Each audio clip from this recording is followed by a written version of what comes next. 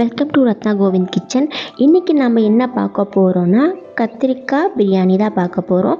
நம்ம சேனலில் நீங்கள் இது இப்போ தான் ஃபஸ்ட் டைம் பார்க்குறீங்களன்னா சப்ஸ்கிரைப் பண்ணிக்கோங்க, கூடிய லைக் பட்டன் தட்டி விட்டுருங்க. கத்திரிக்காய் 4 கத்திரிக்காய் எடுத்துருக்கேன். குழம்பு மிளகாய் தூள், அதுக்கப்புறம் மிளகாய் தூள், மஞ்சள் தூள், உப்பு, இஞ்சி பூண்டு பேஸ்ட்டு, புதினா இலைகள், லெமன் இதெல்லாம் போட்டு நல்லா பிசைஞ்சு வச்சுக்கிறேன். இந்த கத்திரிக்காவில் உப்பு காரம் நல்லா பிடிக்கும், அதனால தான் அப்படி ரெடி பண்ணி வச்சிட்ருக்கேன். கத்திரிக்காவை லைட்டாக கீரல் போட்டுக்குங்க நடுவில், அப்போ தான் உப்பு காரெல்லாம் உள்ளே போயிடும், நல்லா இருக்கும். இதுக்கு நம்ம ஒரு மசாலா ரெடி பண்ணணும்.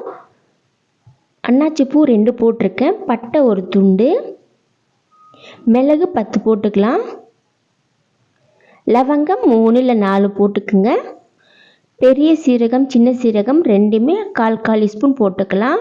நான் 4 வந்துட்டு இந்த கத்திரிக்காய் எடுத்துருக்கிறதுனால கம்மி குவான்டிட்டி தான், அதனால தான் மசாலாலாம் கம்மியாக போட்டிருக்கேன். நீங்கள் அதிகமாக பண்ணுறதா இருந்தால் குவான்டிட்டிலாம் கொஞ்சம் அதிகப்படுத்திக்குங்க. நான் சொல்கிற மெத்தடில் நீங்களும் ட்ரை பண்ணிங்களான்னு டேஸ்ட் வந்து சூப்பராக இருக்கும். நீங்கள் ஒரு டைம் பண்ணிட்டீங்கன்னா போதும், அடிக்கடி செய்வீங்க. தேவையான அளவு எண்ணெயை ஊற்றிக்கலாம். வெங்காயம் வந்து ஸ்ட்ரைட்டாக கட் பண்ணி வச்சுருக்கேன். 2 பச்சை மிளகா கீரி போட்டிருக்கேன். நான் 2 தக்காளி பழம் வந்து கட் பண்ணி வச்சுருக்கேன். நீங்கள் வந்து அதிகமாக பண்ணுறதா இருந்தால் தக்காளியும் அதிகமாக சேர்த்துக்குங்க.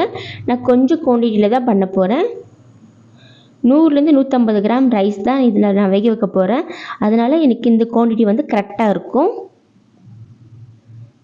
நான் ஸ்லோ ப்ராசஸிங்கில் தான் எல்லாமே காட்டிகிட்டு இருக்கேன். எந்த வீடியோ ஸ்கிப் பண்ணாமல் கரெக்டாக பாருங்கள்.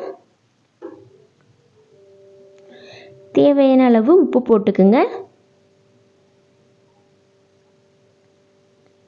நம்ம ஆல்ரெடி கத்திரிக்காயில் வந்துட்டு உப்பு காரெல்லாம் பிடிக்கிறதுக்காக நம்ம மசாலாஸ் எல்லாம் போட்டு வச்சுருக்கோம், அதனால வந்து இதில் அதிகமாக போட வேணாம்.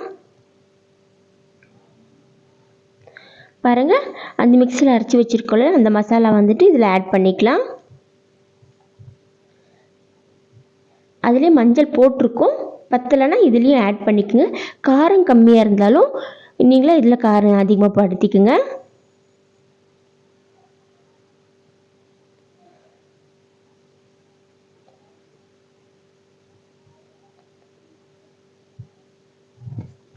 ஒரு கிரேவி பதத்துக்கு வந்த உடனே நம்ம வந்து கத்திரிக்காயை எடுத்து இதில் ஆட் பண்ணிக்கலாம்.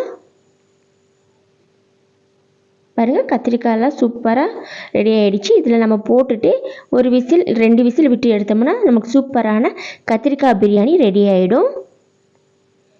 வீடியோ பிடிச்சிருந்தால் லைக் பண்ணுங்கள், ஷேர் பண்ணுங்கள், கமெண்ட் பண்ணுங்கள்.